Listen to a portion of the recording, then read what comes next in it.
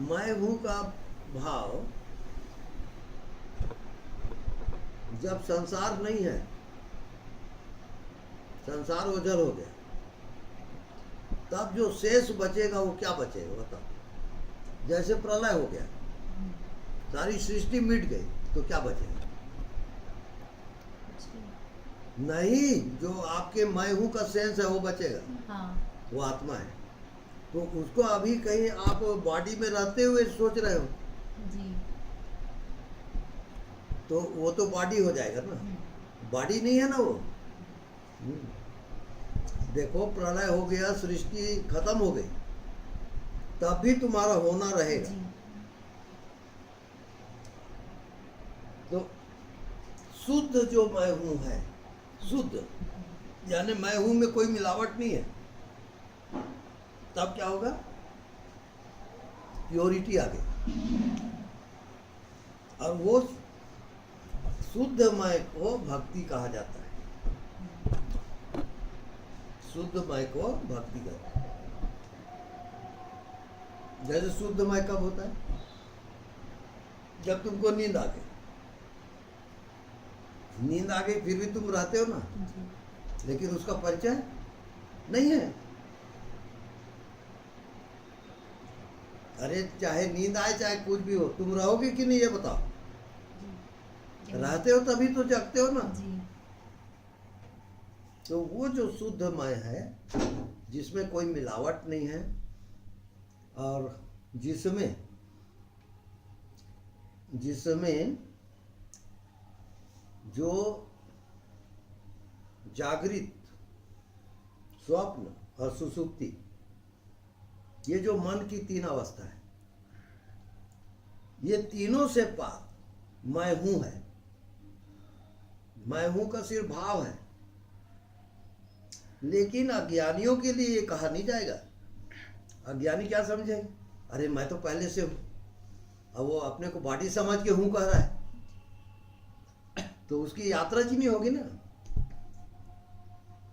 अब मैं हूं, ये शुद्ध भक्ति है। अब ये समझना थोड़ा और गहरी वाली बात है। यानी मैं और हूं के बीच में भगवान भी नहीं आएगा।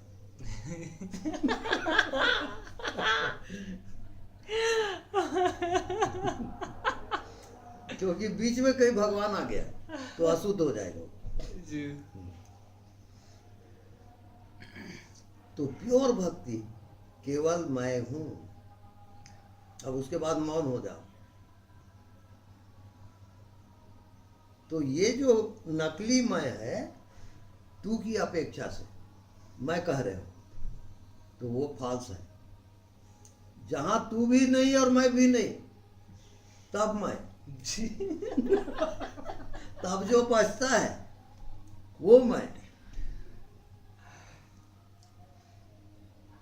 का अर्थ ये समझो, जो मैं हूं कह रहा है वो किस इरादे से कह रहा है? कि मैं अकेला हूं। मैं हूं इसका मतलब कोई दूसरा नहीं है वहां, ये सेंस है उसका।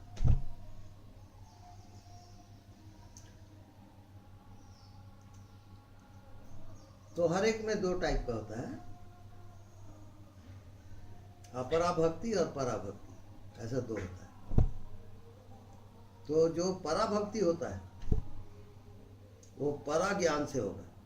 परा ज्ञान और पराभक्ति दोनों मिलेंगे, एक हो जाते हैं।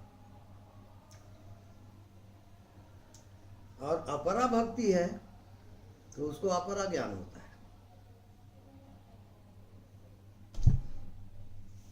तो अपरा जो भक्ति होती है, जैसे कृष्ण है, राम है, ये सब भक्ति करते करते वो पराभक्ति में जाता है।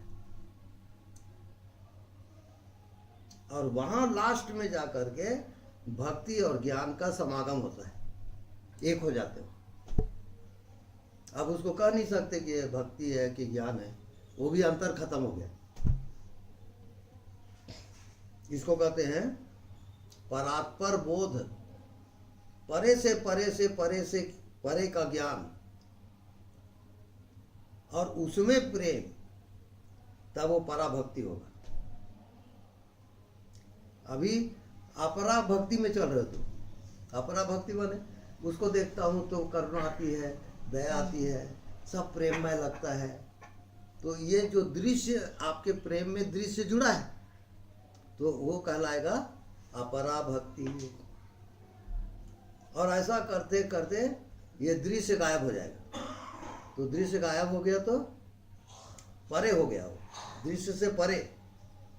तो आपकी जो भक्ति है कहाँ चला जाएगा? परे में। तो परे में चला गया तो अब तुम्हारा जो सेंस है, सेंस क्या है कि ये आकाश है, अंतिम तत्व आकाश है। अब पराभक्ति में क्या होगा? आकाश से भी परे।